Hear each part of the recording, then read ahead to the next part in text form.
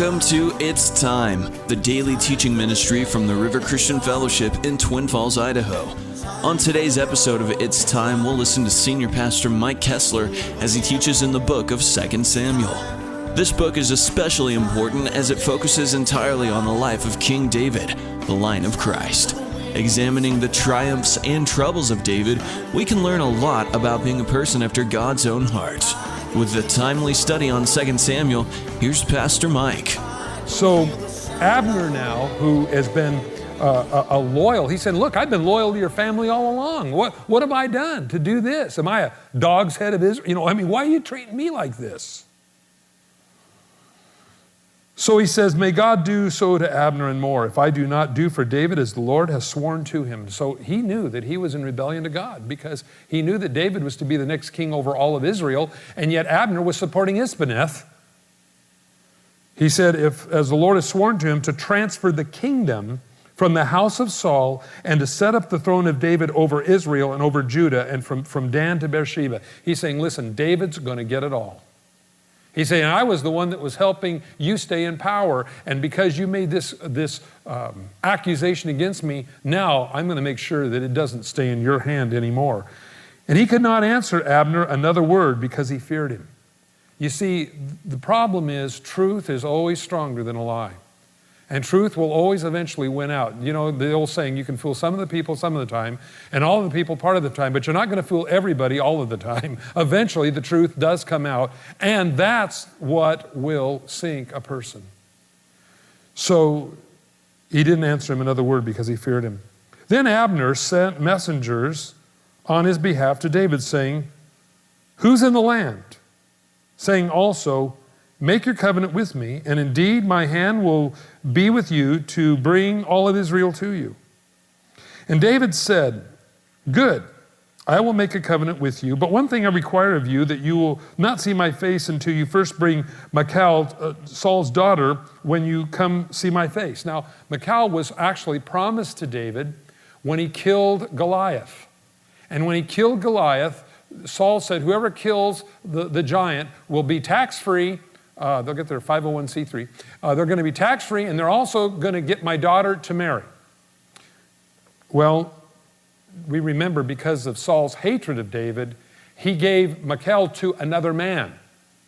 Now, David should have just left the past alone here, but he didn't do it. I mean, going back to verses 2, 3, 4, and 5, he was a busy fellow. He didn't need another one. But evidently there was something within Saul that he didn't want to really let go of those things of the past. And friends, sometimes the things of our past can drag us down and hurt us. And so it says that, yeah, you can come to me, Abner, but if you're going to come, you bring Michal with you. I want to see her. I want her back. So David sent messengers to Isbosheth, Saul's son, saying, give me my wife, Michal, whom I betrothed to myself for 100 foreskins of the Philistines.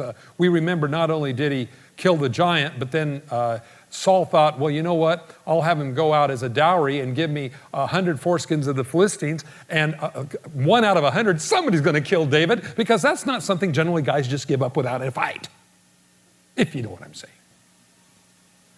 And pretty soon, word gets around by about probably the 50th person that David is kind of looking around for something here, and, think about it for a minute. So Saul's thinking, well, David will get killed, my problems will be over, this anointed one of God, I'll foil the plan of God. And so David brings back 100 foreskins of the Philistines and says, here you go. And it says he counted them out. Now that's an interesting thought. I won't touch that, but it is interesting. So David's messengers went. And so it says, and Isbosheth sent and took her from her husband, from Paltel, the son of Lachish. Then her husband went along with her to Bahurim, weeping behind her. So Abner said to him, go return, and he returned. Now Abner had communicated with the elders of Israel, saying, in times past you were seeking for David to be king over you. Now then do it. For the Lord has spoken of David, saying, by my hand of my servant David, I will save my people Israel from the hand of the Philistines and from the hand of all their enemies.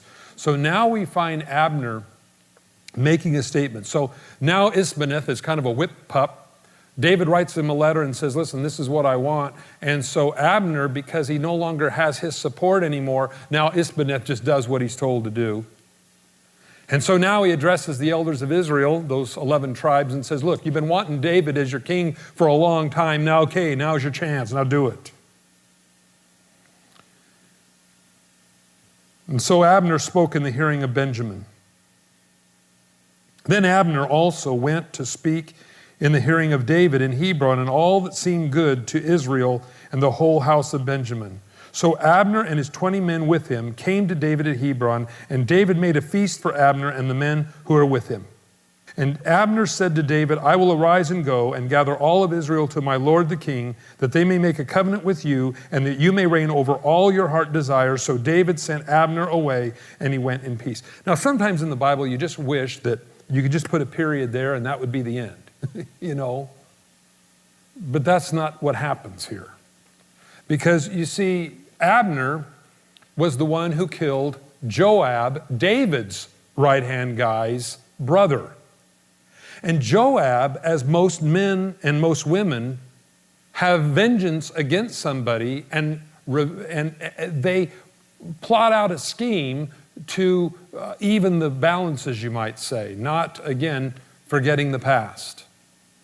Again, friends, forgetting the past is an important thing. And I'm not talking about unless if there's a crime involved or something, but I am saying this. Sometimes you just realize things are under the blood of Christ and let it go. Well, that person was really mean to me, and my ex is... You just got to let it go. Because if you don't, those things will destroy you. Do you think a lot of times the people you are so angry at are losing 1 second of sleep over you being angry with them? So why do you trouble yourself because they're mad at, because you're mad at them? You just have to say, okay, God, it's under your blood. You work it out. That's why the Bible says to pray for your enemies. And again, the reason why I believe this is because it's mentally healthy good to do that. Because if you go around seeking vengeance all the time, you may even get your chance for that vengeance, friends. But the ultimate will be that of destruction of you. Because again, God wants to do something in you to show you that He's bigger than the person that's coming against you. God will deal with them. And I guarantee you something, God deals with these people in a much different way than you would. And when God is on somebody to deal with them, man, I'll tell you something. All the king's horses and all the king's men won't put them back together again when God deals with them. So letting God be God, friends, it's one of the hardest things, I believe, oftentimes in a born-again Christian's life, because we're so used to taking things into our own hands. That's the old sin nature. I mean, I'm going to wheel and deal, and I'm going to connive and scheme and lie and cheat and steal and pull and deal, you know. God says, no. If there's something wrong here, let God sort it out. God's going to take care of it. Just let Him do that. Because again, God's God, and God has a way of dealing with people who are of this nature. And so David sent Abner away, and he went in peace. Again, I wish there was the period was right here, but it's not. Verse 22, at that moment, the servants of David and Joab came back from a raid and brought back a lot of spoil with them. But Abner was not with David in Hebron, for he had just sent him away, and he'd gone in peace. And when Joab and all the troops that were with him had come, they told Joab, saying, Abner, the son of Ner, came to the king, and he has sent him away, and he's gone in peace. And Joab came to the king and said, what have you done, David? Look, Abner came to you. Why is it that you are sending him away? He's already gone? In other words, he's saying, look, he's your enemy. I know this guy. He's an enemy. He's a rascal. You can't trust him. What'd you let him go for? You sent him away in peace. Now, this is interesting because you have something interesting here. You have advice coming from somebody that you trust that is opposite to what God has placed in your heart. That's a hard decision, isn't it? Because you have to go by, friends, not what everybody else tells you sometimes. You have to go by what God tells you. You know, I see lots of times people, and they just go for one person to the next, one person to the next, one person to the next, trying to find somebody that will agree with what they're saying.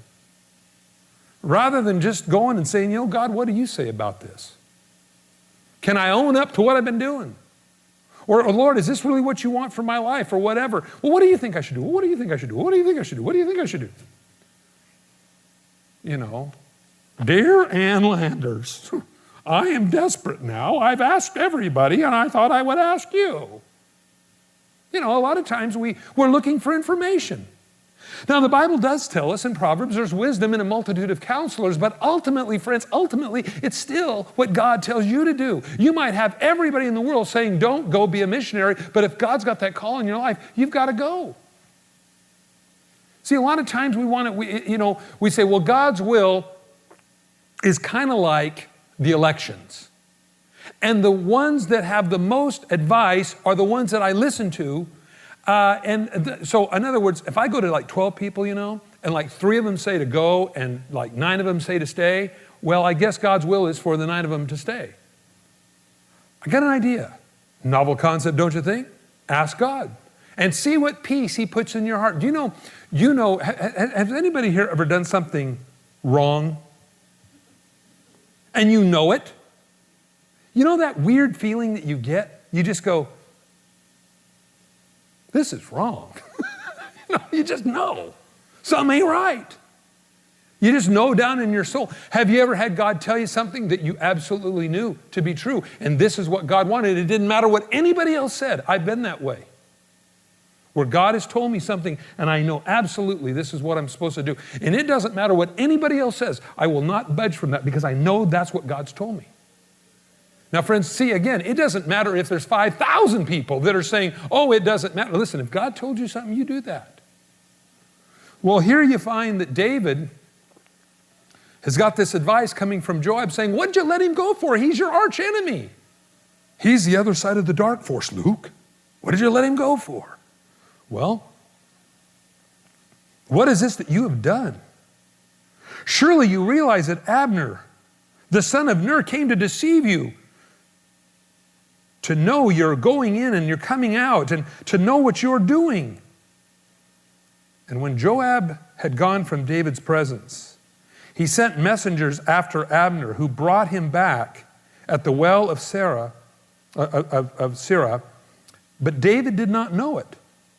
And when Abner had returned to Hebron, Joab took him aside to the gate to speak with him privately, and there stabbed him in the stomach, so that he died in the blood of Ashel, his brother. So we find here it was simply for revenge. So what he was telling David, he was trying to convince David that he was nothing more than a rascal and a spy, but in reality, Joab had a vengeance against him and wanted to have him killed.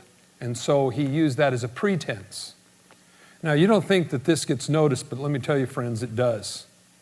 And it wasn't until David is on his deathbed and he's dying and he looks at Solomon and he says, Solomon, be sure to kill Joab for what he did to him. I think it's interesting that it took a lifetime to catch up, but it does catch up, friends. There's a lot of people who live in their past, and it does catch up. You know, I look at that and you see that in people's lives today.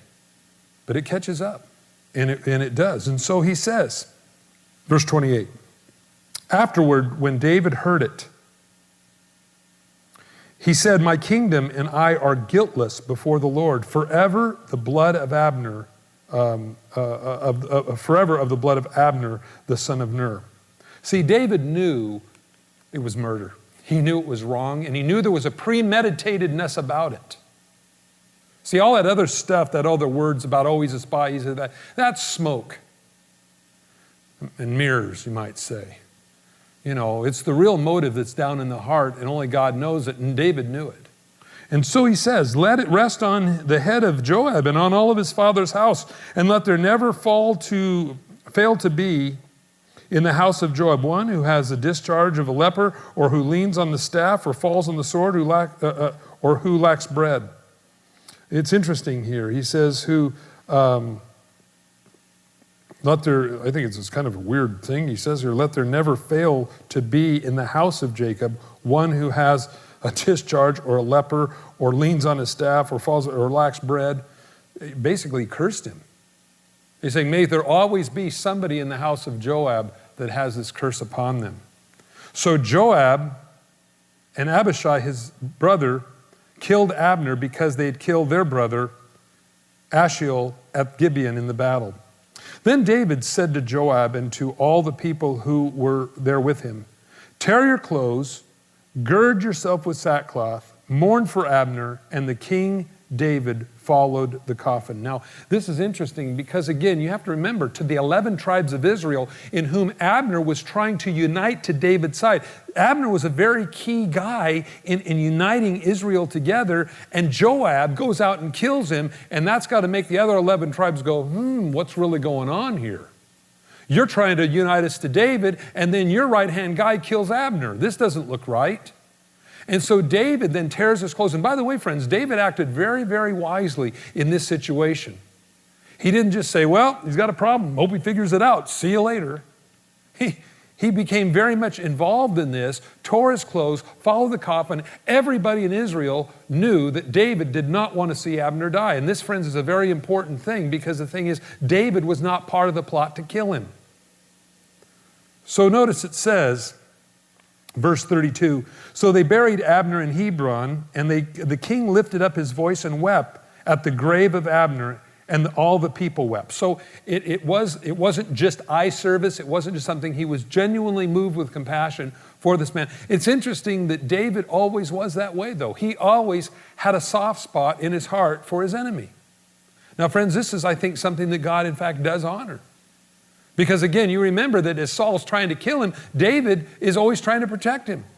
And now you find David, this guy, David, who could have been his worst enemy, he came to him in peace. And so David now is lamenting Abner's death. And so the king sang a lament over Abner and said, should Abner die as a fool dies? Your hands were not bound, nor your feet put into fetters. As a man falls before wicked men, so you fell. Now it's interesting here in this lament that he made, he said that Joab was a wicked man. He said he was stabbed under a pretense, actually a peace. Then all the people wept over him again.